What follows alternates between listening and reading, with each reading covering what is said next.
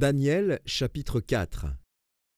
Nebuchadnezzar, roi, à tous les peuples, aux nations, aux hommes de toute langue, qui habitent sur toute la terre.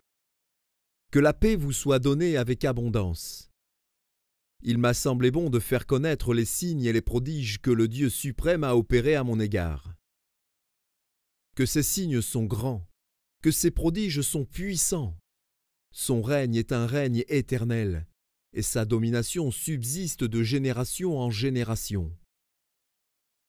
Moi, Nebuchadnezzar, je vivais tranquille dans ma maison et heureux dans mon palais. J'ai eu un songe qui m'a effrayé. Les pensées dont j'étais poursuivi sur ma couche et les visions de mon esprit me remplissaient d'épouvante. J'ordonnai qu'on fasse venir devant moi tous les sages de Babylone, afin qu'ils me donnent l'explication du songe. Alors vinrent les magiciens, les astrologues, les chaldéens et les devins. Je leur dis le songe, et ils ne m'en donnèrent point l'explication.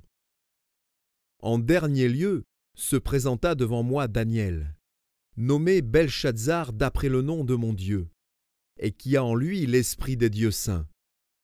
Je lui dis le songe. Belchazzar, chef des magiciens, qui a en toi, je le sais, l'esprit des dieux saints, et pour qui aucun secret n'est difficile, donne-moi l'explication des visions que j'ai eues en songe. Voici les visions de mon esprit. Pendant que j'étais sur ma couche, je regardais, et voici, il y avait au milieu de la terre un arbre d'une grande hauteur. Cet arbre était devenu grand et fort. Sa cime s'élevait jusqu'aux cieux, et on le voyait des extrémités de toute la terre. Son feuillage était beau, et ses fruits abondants. Il portait de la nourriture pour tous. Les bêtes des champs s'abritaient sous son ombre, les oiseaux du ciel faisaient leur demeure parmi ses branches, et tout être vivant tirait de lui sa nourriture. Dans les visions qui se présentaient à mon esprit pendant mon sommeil, je regardais, et voici, un de ceux qui veillent et qui sont saints descendit des cieux. Il cria avec force et parla ainsi: « Abattez l'arbre et coupez ses branches, secouez le feuillage et dispersez les fruits. Que les bêtes fuient de dessous et les oiseaux du milieu de ses branches. Mais laissez en terre le tronc où se trouvent les racines, et liez-le avec des chaînes de fer et d'airain parmi l'herbe des champs. Qu'il soit trempé de la rosée du ciel, et qu'il ait, comme les bêtes, l'herbe de la terre pour partage. Son cœur d'homme lui sera ôté, et un cœur de bête lui sera donné, et 7 temps passeront sur lui. Cette sentence est un décret de ceux qui veillent. Cette résolution est un ordre des saints, afin que les vivants sachent que le Très-Haut domine sur le règne des hommes, qu'il le donne à qui il lui plaît, et qu'il y élève le plus vil des hommes. Voilà le songe que j'ai eu, moi, le roi Nebuchadnezzar. Toi, Belchazzar, donne-en l'explication, puisque tous les sages de mon royaume ne peuvent me la donner. Toi, tu le peux, car tu as en toi l'esprit des dieux saints. Alors Daniel, nommé Belchazzar, fut un moment stupéfait, et ses pensées le troublaient. Le roi reprit et dit: « Belchazzar, que le songe et l'explication ne te troublent pas. » Et Belchazzar répondit: « Mon Seigneur, que le songe soit pour tes ennemis, et son explication pour tes adversaires.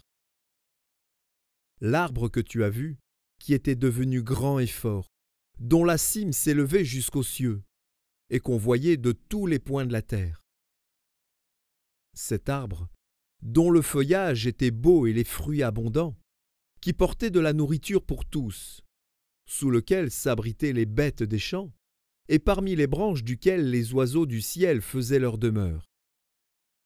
C'est toi, ô roi, qui es devenu grand et fort, dont la grandeur s'est accrue et s'est élevée jusqu'aux cieux, et dont la domination s'étend jusqu'aux extrémités de la terre. Le roi a vu l'un de ceux qui veillent et qui sont saints descendre des cieux et dire : Abattez l'arbre et détruisez-le.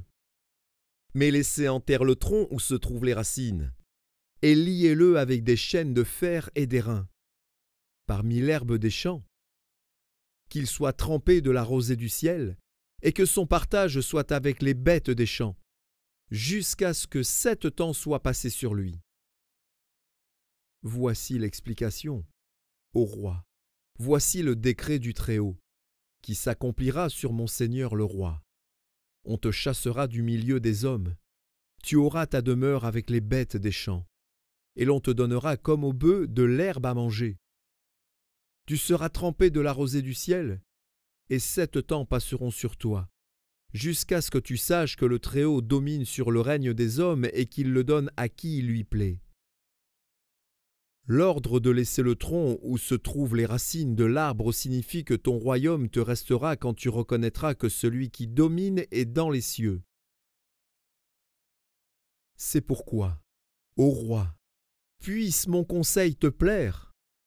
Mets un terme à tes péchés en pratiquant la justice, et à tes iniquités en usant de compassion envers les malheureux, et ton bonheur pourra se prolonger.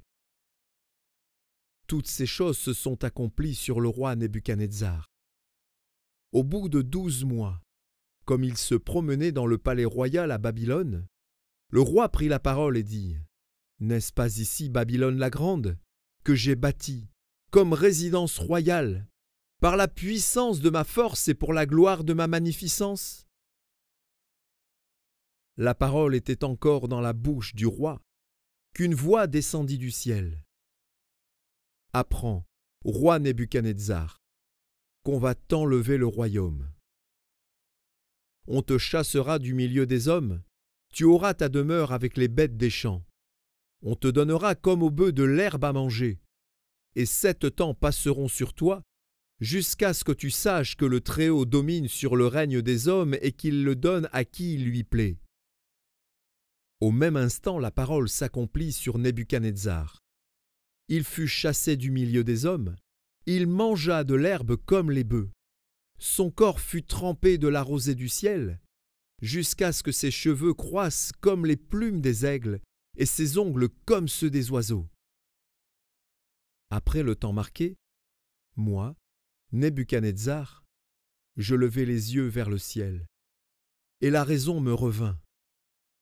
J'ai béni le Très-Haut, j'ai loué et glorifié celui qui vit éternellement, celui dont la domination est une domination éternelle, et dont le règne subsiste de génération en génération. Tous les habitants de la terre ne sont à ses yeux que néant. Il agit comme il lui plaît avec l'armée des cieux et avec les habitants de la terre. Et il n'y a personne qui résiste à sa main et qui lui dise : Que fais-tu ? En ce temps, la raison me revint, la gloire de mon royaume, ma magnificence et ma splendeur me furent rendues. Mes conseillers et mes grands me redemandèrent. Je fus rétabli dans mon royaume, et ma puissance ne fit que s'accroître.